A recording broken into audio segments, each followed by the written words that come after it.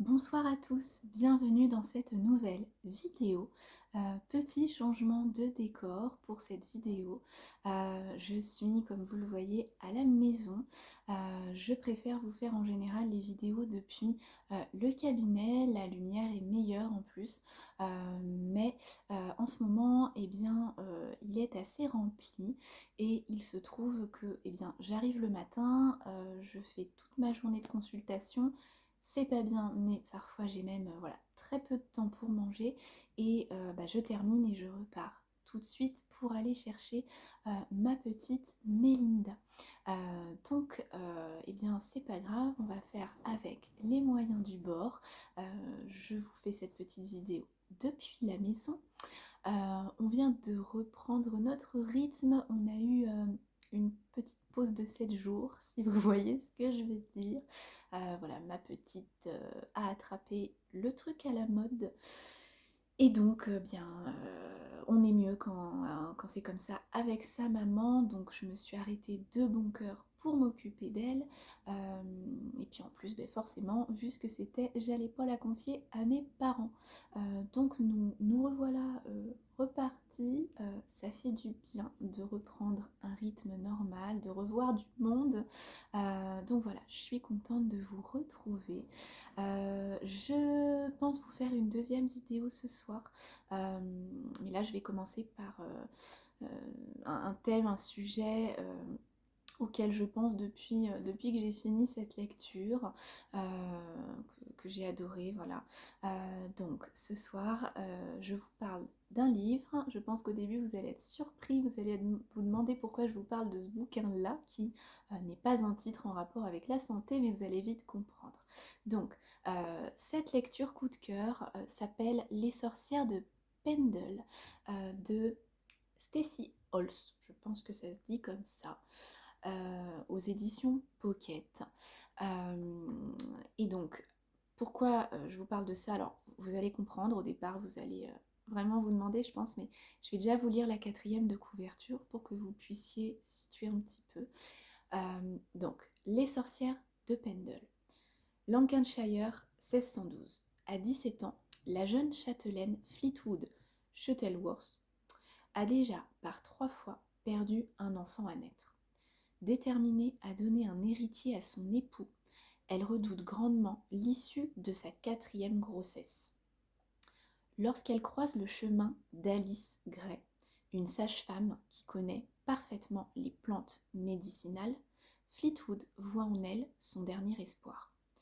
Mais quand s'ouvre un immense procès pour sorcellerie à Pendle, tous les regards se tournent vers Alice, accusée comme tant d'autres femmes érudites, solitaires ou gênantes. Fleetwood fera tout pour arracher, coûte que coûte, sa bienfaitrice à la potence. Donc là, il y a des petits termes, sage-femme, plante médicinale et donc grossesse, enfant à naître. Vous commencez peut-être à comprendre. Donc, avant tout, il faut savoir que cette histoire, l'autrice nous le dit à la fin, il y a une petite note pour le lecteur. Cette histoire est tirée de faits réels. C'est-à-dire que, alors Pendle, j'ai cherché, c'est un espèce de comté, enfin une zone en fait en Angleterre, il me semble, de plusieurs, un groupement de plusieurs villages, de plusieurs villes en fait, ça existe toujours, c'est trop joli, choupette, ça donne envie d'y aller. Et en fait, donc il y a vraiment eu un gros procès contre donc des femmes accusées de sorcellerie et l'autrice à la fin nous explique qu'elle a eu envie de mettre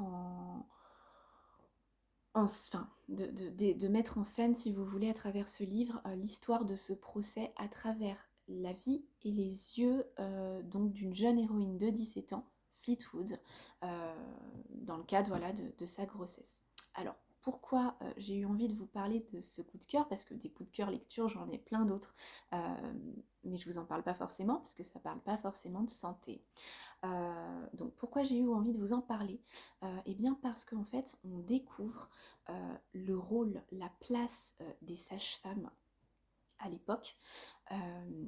Sages-femmes qui en fait s'avèrent être, donc à l'époque, un peu tout pour la femme enceinte. C'est à la fois sa sage-femme, c'est à la fois le gynécologue, c'est à la fois le gynécologue accoucheur, c'est à la fois la diététicienne, c'est à la fois plein de choses en fait. Et d'ailleurs, s'il y a des confrères, consoeurs sages-femmes qui passent par là, franchement, je pense que ça peut vraiment vous intéresser. Donc on découvre voilà, le rôle, la place des sages-femmes à l'époque. On se rend compte que elles sont mais vraiment très proches des patientes, donc le terme n'est pas employé, un terme patient dans le livre, mais sont très très proches des patientes qu'elles suivent. Et ce qui est assez, entre guillemets, rigolo, étrange, c'est qu'en fait, on s'en remet énormément à la sage-femme, c'est-à-dire que la haute société, dans le livre, a tendance à être du style ah oui, mais tu as pris quelle sage-femme toi pour ta grossesse, pour accoucher? Ah oui, oui, elle est excellente, oui, oui, tu n'as aucun risque d'avoir de complications pendant ta grossesse ou ton accouchement si tu prends cette sage-femme-là. Ah non, justement, ne prends pas celle-là, prends plutôt celle-ci. Donc c'est assez fou parce qu'en fait, on découvre qu'à l'époque, le bon déroulement de la grossesse, pour eux, dépendait de la sage-femme qu'ils prenaient. Voilà, alors que malheureusement, on le sait bien, la meilleure sage-femme ou le meilleur gynécologue obstétricien qui puisse nous suivre, malheureusement, ne vont pas choisir si on a une complication ou pas, ils vont être là pour nous soigner, nous aider à la gérer, mais malheureusement, c'est pas un coup de baguette magique qui décide de si oui ou non on a des soucis, quoi. Donc ça, déjà, j'ai trouvé ça intéressant. Et donc, la dimension alimentaire, je dirais, est encore plus passionnante. Alors, petite précision avant, tous les petits exemples là de choses que j'ai pu voir dans ce livre, si vous êtes enceinte, on est bien d'accord, vous ne suivez surtout pas les exemples que je vais citer. Parenthèse fermée. Zéro alcool pendant la grossesse, zéro de chez zéro, zéro tabac, voilà, aucun toxique, aucune drogue ni rien. Pas d'alcool, zéro, vraiment zéro verre d'alcool pendant la grossesse, et seule votre sage-femme et votre gynécologue sont compétents pour vous donner des conseils et vous suivre comme il le faut, et seul le diététicien est compétent pour vous parler d'alimentation pendant la grossesse et l'allaitement. Je préfère le rappeler.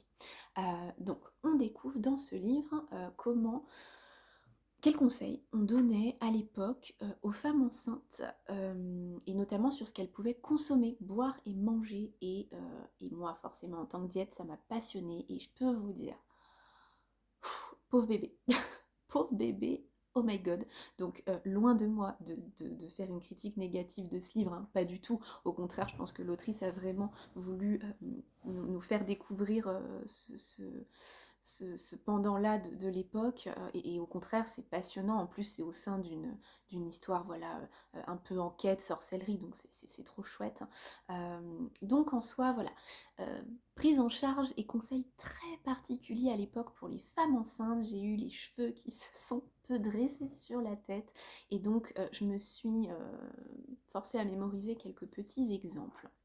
Donc, quel genre de conseils donnaient à l'époque, ou en tout cas dans ce livre-là, les sages-femmes, à ne pas suivre encore une fois, et les sages-femmes actuellement ne disent plus ça, je le précise. Donc, j'ai découvert que, voilà, une femme enceinte, elle ne doit pas sortir. Voilà, faut pas sortir quand on est enceinte. Par contre, pendant tout le bouquin, elle s'enfile, elle se boit des bières, du vin blanc, et le clou du spectacle, de l'eau de vie à la cannelle. Voilà, donc une femme enceinte ne doit pas sortir. En revanche, elle peut se pochetronner, il n'y a pas de problème. Voilà, donc ça c'est déjà quelque chose qui m'a marqué. Enfin, je veux dire, il y a un tel écart, un tel fossé, pardon, entre ce qu'on dit maintenant sur le syndrome d'alcoolisation fétale, le SAF, qui est dramatique, et on nous dit zéro alcool dès le désir de grossesse. Le moindre verre peut créer un SAF, il faut le savoir, donc zéro tolérance par rapport à ça, hein, pas d'alcool. Et bien là on découvre que elle arrive chez son amie Catherine, oh bah tiens, allez, assiste-toi, prends donc l'apéro, on sort le pinot, quoi. Voilà, donc un truc de dingue. Qu'est-ce qu'il y avait d'autre? Oui, les sages-femmes, en tout cas Alice Gray, donnent des plantes à gogo, à fond les ballons. Alors qu'au jour d'aujourd'hui, on vous dit bien, attention, quand vous êtes enceinte, pas de compléments alimentaires, surtout à base de plantes, pas d'huile essentielle, de faire vraiment super attention donc à la phytothérapie quoi. Et là, ah mon vieux, elle lui fait des espèces de cocktails bon, qui ne sont que des infusions, voilà, ou il me semble des cataplasmes aussi, des trucs comme ça, je sais plus exactement, mais elle lui fait ces cocktails, vous vous dites, mais mon Dieu, le bébé, quoi, entre l'alcool qui se prend et les cocktails de plantes avec les principes actifs qu'on leur connaît à nos plantes, waouh, voilà. Qu'est-ce qu'il y a d'autre? Il y a ouais, un truc qui m'a marqué. On continue, alors qu'elle est enceinte, de lui mettre un corset qu'on lui sert, comme tout bon corset, à fond les moulinettes. Euh, Corset enceinte, vous imaginez le truc, et on lui dit de se masser le ventre, là où, voilà, pour celles qui ont eu des bébés, ou même, voilà, d'autres pas, mais vous le savez sans doute, on nous dit de surtout pas nous masser. Les femmes enceintes sont malheureusement souvent constipées, et quand on est constipée non enceinte, on nous dit de nous masser dans le sens de la marge du côlon pour justement nous aider, et enceinte, il faut surtout pas le faire, et là, pour d'autres raisons que de la constipation, je sais plus ce que c'était, mais on lui dit de se masser le ventre. Qu'est-ce qu'il y avait d'autre? Alors ouais, le clou du spectacle, c'est elle saigne. Voilà, donc elle a déjà perdu, vous vous rappelez dans la 4e de couve, elle a déjà perdu plusieurs enfants 3 fois. Voilà, elle en est quand même à sa 4e tentative de grossesse. Et elle se met à saigner, la pauvre. Et là, réflexe de la sage-femme, ah oui, y a trop de sang, le corps le rejette. Faisons-nous une bonne saignée. Voilà, vous voyez ma tête. Et donc elle lui fait une saignée, comme on fait à l'heure actuelle aux gens qui ont la maladie qu'on appelle l'hémochromatose, c'est-à-dire la maladie de surcharge en fer, pour laquelle on n'a pas de traitement et on est obligé de faire des saignées, parce que la surcharge en fer, c'est pas bon. Sauf que là, elle est enceinte, et donc en gros, justement, elle augmente sa masse sanguine, elle a besoin de fer. Voilà, donc au lieu de se dire, oula, saignement, fausse couche, truc grave qui se passe, bah non, allez, on se tape une bonne saignée. Alors si encore une fois, il y a des confrères sages-femmes, hommes ou femmes d'ailleurs, qui passent par là, n'hésitez pas à me le dire si c'est une pratique qui existe et que je fais une erreur, mais de ce que je me rappelle de mes cours de médecine, de physiopathologie pendant mes études, j'ai pas souvenir qu'on fait des saignées aux femmes enceintes. Voilà, donc, sauf peut-être celles qui ont une hémochromatose, je ne sais pas. Mais voilà, n'hésitez pas, chers confrères, consoeurs, à me faire la remarque si c'est quelque chose qui se fait. Mais en tout cas, ça m'a, moi en tout cas en tant que diète, surprise, d'autant que justement, enceinte, on cherche à avoir un très bon statut en fer. Donc voilà. Qu'est-ce qu'il y a d'autre? Elle se mange du mouton et de l'agneau à gogo, là, où au jour d'aujourd'hui, c'est des viandes auxquelles on fait attention. Et ouais, l'eau de vie à la cannelle, quoi. L'eau de vie à la cannelle. Truc de fou. Voilà, donc en soi, alors moi j'ai adoré aussi pour d'autres raisons.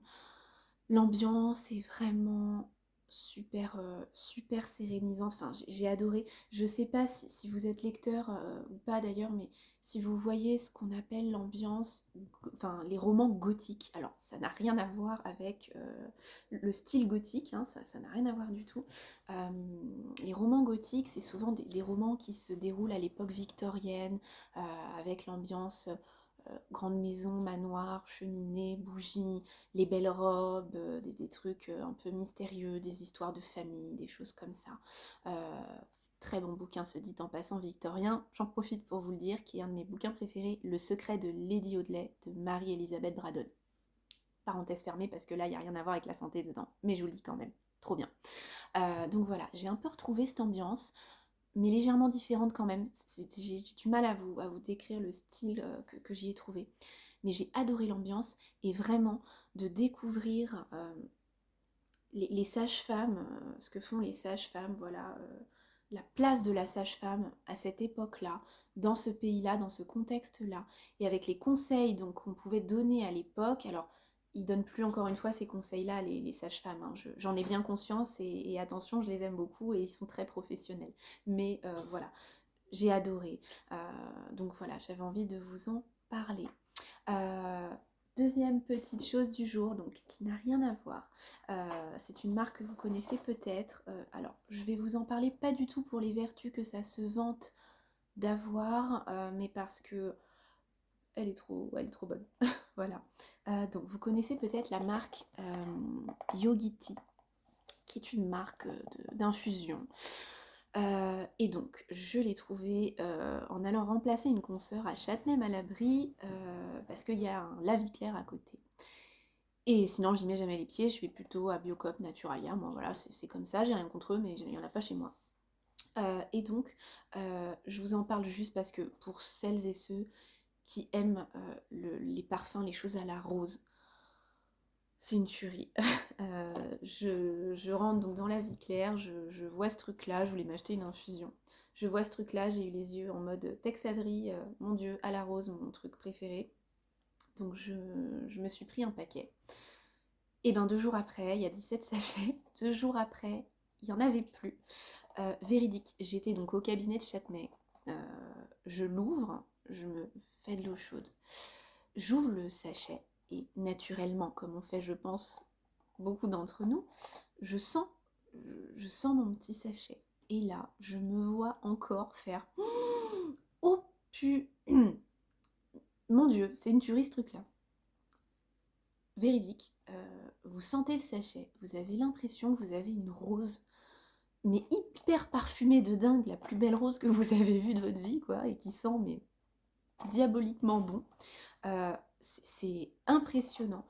Et donc là, en fait, c'est infusion ayurvédique aux plantes, pétales de rose rouge, hibiscus, fleurs de lavande. Voilà, c'est une tuerie. Donc, c'est pas du tout, encore une fois, pour les vertus que ça peut se vanter d'avoir. Elle est bio en plus, hein. Ça, on vous dit toujours d'aller vers des thés bio et de préférence même des infusions bio qui seront un peu moins polluées. Donc, c'est le cas. Donc, c'est pas du tout, voilà, pour les vertus que ça a, mais c'est pour le goût. Pour celles et ceux qui aiment la rose, encore une fois, c'est une explosion. Et d'ailleurs, je m'en suis fait une petite tasse pour ma lecture de ce soir. Et je sais pas si, voilà, si vous connaissez cette marque, en fait, à chaque fois, sur le petit sachet, vous avez une espèce de petit mantra, enfin de petites phrases méditatives, contemplatives. Donc c'est toujours sympa. Là, j'ai eu n'essayez pas de contrôler la vie, laissez-la être. Voilà. Euh, voilà. Dans ma super tasse chat qui fait très style anglais, justement. Voilà. Euh, ça va bien avec mes lectures du moment, puisqu'en plus j'ai recommencé une lecture victorienne. Voilà.